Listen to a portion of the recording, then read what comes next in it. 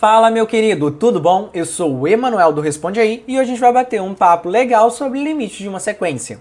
Primeiramente, vamos ver qual é a finalidade desse aprendizado. Por que nós queremos saber do limite de uma dada sequência?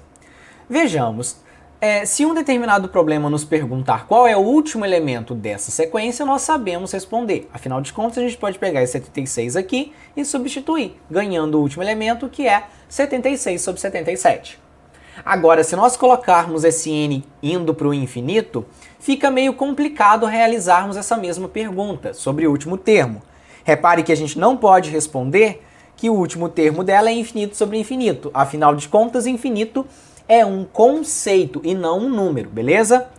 Mas será que faz sentido então perguntar se essa sequência aqui tem um teto, tem um valor limite?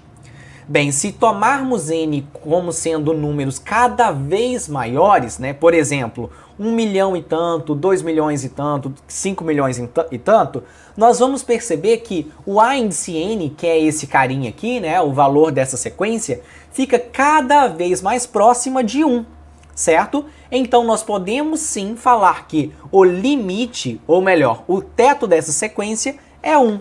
Se o teto dela é 1, o limite dela no infinito é 1, sacou?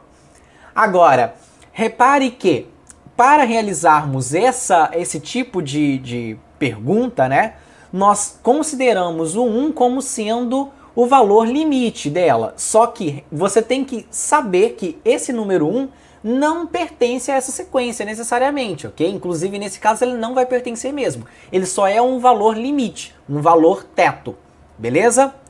Agora, imagine que toda vez que nós precisássemos encontrar o limite de uma determinada sequência, nós recorrêssemos à calculadora e procuraríamos esses valores aqui. Ia ficar muito complicado, né? Provavelmente o seu computador não existiria nesse exato momento. Por isso, existem algumas técnicas que nos facilitam a solução de dados limites. Nesse caso, uma técnica muito importante é quando envolve frações. Repare que essa fração aqui de polinômios, se você quiser multiplicar em cima e embaixo por 1 sobre n, que é o n de maior grau, né? Se fosse n quadrado aqui, a gente multiplicaria por 1 sobre n quadrado, a gente vai encontrar esse limite aqui. E por que isso é legal? Isso é legal porque quando a gente faz isso, a gente obtém esse termo. E esse termo no infinito vai a zero. Por isso que o limite dessa série aqui, dessa sequência aqui, no infinito nada mais é do que 1, porque esse cara vai a zero, 1 sobre 1 é 1, entendeu? Então essa é uma técnica muito importante para a resolução de limite, fique ligado a ela. Outra técnica muito interessante é comparar com funções contínuas, quando isso é possível, né? O que significa comparar com funções contínuas? É você verificar se o seu limite, aliás, se a sua sequência, ela faz parte de uma função contínua. Ela pode ser substituída por uma função contínua, como essa laranja aqui.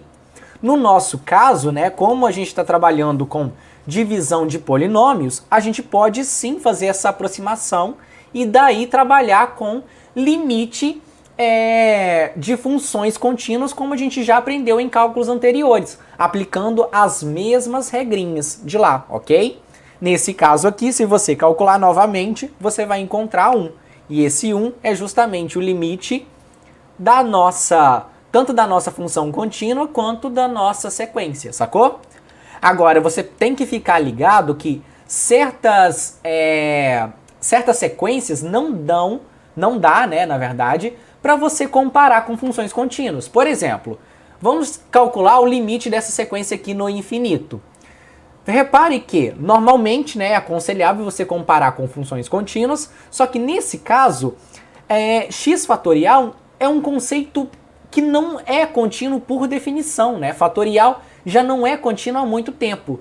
Por isso, realizar essa comparação aqui não é válida. Para calcularmos, então, esse limite aqui, você tem que procurar outras técnicas. Nesse caso aqui, como o n fatorial aqui está indo para o infinito, a gente está ficando com 1 dividido por um número muito grandão. Ou seja, esse limite está indo a zero. Mas repare que nós realizamos esse cálculo não comparando com funções contínuas, pois essa comparação não faz muito sentido para a gente. Agora, como nós estamos trabalhando com limites, né, e esses limites normalmente eles são bem parecidos com os limites que a gente aprendeu em cálculo, algumas propriedades que a gente vai ver aqui agora já são conhecidas por você. Por quê? Porque simplesmente você já viu em outro cálculo. Por exemplo, se você tiver uma constante que multiplica a sua sequência e quiser calcular o limite dela, basta pegar a sua constante e tirar do limite. O resultado vai ser o mesmo. Outra propriedade bem interessante que é a propriedade da soma, certo? A soma dos limites é o limite da soma. É isso aqui que representa pra gente. O limite do produto é o produto dos limites. E a divisão de sequências, né, é o limite da divisão em si, ok? Ou melhor, é a divisão entre limites, ok? Eu confundi aqui. Agora, repare que para calcular essa outra propriedade aqui, o b índice n não pode ser zero, tá? Porque se b índice n for zero, então a gente ganha uma espécie de zero sobre zero, o que a gente sabe ser impossível. Por isso, nesse caso, preste atenção com o b índice n que ele não pode ser zero. Outra coisa interessante notar aqui também é que normalmente, como os limites que a gente calcula aqui tendendo ao infinito, a gente costuma omitir esse termo aqui.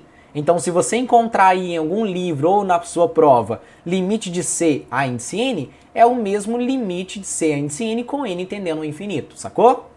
Bem, basicamente é isso. Eu acredito que você já tem aqui todas as ferramentas, ou a maioria delas, né, para calcular limites. E eu te espero nos próximos vídeos para a gente falar um pouco mais e trabalhar com essa questão um pouco mais a fundo, ok? Um abraço e até a próxima então.